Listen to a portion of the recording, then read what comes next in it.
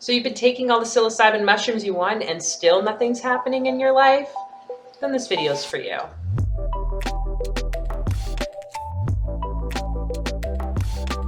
Welcome to the channel, everyone. My name is Fola, and here on Deep Mind Squared, we talk all things bridging mental wellness and spirituality for nurses. Today, I wanted to share a bit about the importance of integration when it comes to any form of psychedelic or plant medicine work. This is something that's coming up more and more in conversation. I liked what Mary Cosimano, John Hopkins psychedelic researcher, mentioned about weaving the mystical with the practical as being that form of integration. So before we get into all that, make sure you hit that subscribe button and the notification bell so that you're updated on future video releases. And that way you can learn more about microdosing, nursing, and all fun psychedelic-y things. Integration is a really important part, though, for us to learn how to bring whatever happens in a psychedelic journey or plant medicine journey into our everyday life.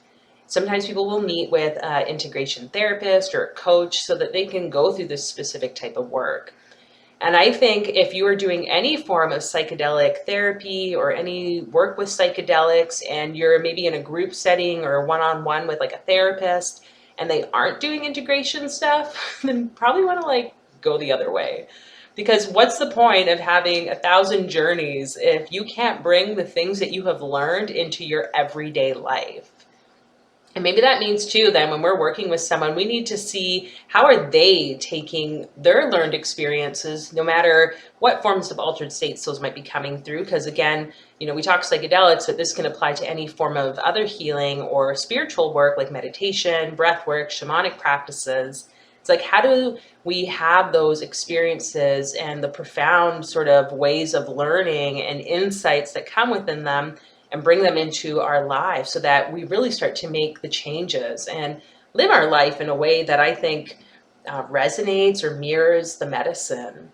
So anyone who's not doing that work themselves maybe isn't the best person to seek out for some type of integration work that you can go along with or join their groups or their offerings. So really use your own intuition around that and watch for those red flags. But there's something really powerful, I believe, with us engaging with integration. Again, that weaving of the mystical with the practical.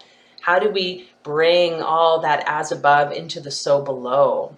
And this is something that I've been learning more and more with all my different sort of spiritual, mystical practices, because otherwise we're just spiritual bypassing and living on cloud nine without really acknowledging how do we make the changes. And this is about being patient with yourself. It's not like you're going to be able to integrate something right off the bat. It can take months, years, who knows how long it's going to take. Everybody's journey is so different. So really having that patience with yourself, I think, would be a great start when it comes to doing the integration work. Next, I would say, is connecting with other people who are also doing the work and facing those challenges and looking at themselves, like the shadow parts of themselves, and being willing to accept and really embrace all those pieces without any judgment. Otherwise, we can have some pretty dark things come up during a microdose or psychedelic session, any type of spiritual sort of altered state experience. And without us being willing to hold that sort of container or have someone else to hold the container, and also after the fact, we won't really be willing or able to bring it into our lives. It's within that place of the shadow, I feel that a lot of deep healing takes place, and that's where the real change is, because we start to embrace our true, authentic, raw sort of self. So this reminder for you that no matter where you might be on your journey, integration is super important. And if you're turning to microdosing or any other form of dosing psychedelics or plant medicines, it's important that you have those sorts of tips and tools in place for integration. A lot of this, I think, goes to asking questions of, what is it that I'm meant to learn from this experience? How can I integrate this into my life, this thing that I've learned here? What is it wanting to show me or teach me? What am I maybe not allowing myself to see because it might feel too heavy or too much fears around it, or even some other negative emotions like anger, sadness, grief, whatever that might be. And maybe even it can be the more positive emotions like love and acceptance. Sometimes we don't want to let those things into our life because we don't feel like we deserve them. So asking yourself questions and living in that question can be really helpful with that integration, because it's a reminder that you have all the answers within you already. It's just a matter of really tapping into them, being willing to listen, and to also know that you're not alone within that learning and that integration process. For myself, going through different forms of plant medicine work, I found the integration sometimes the most challenging piece.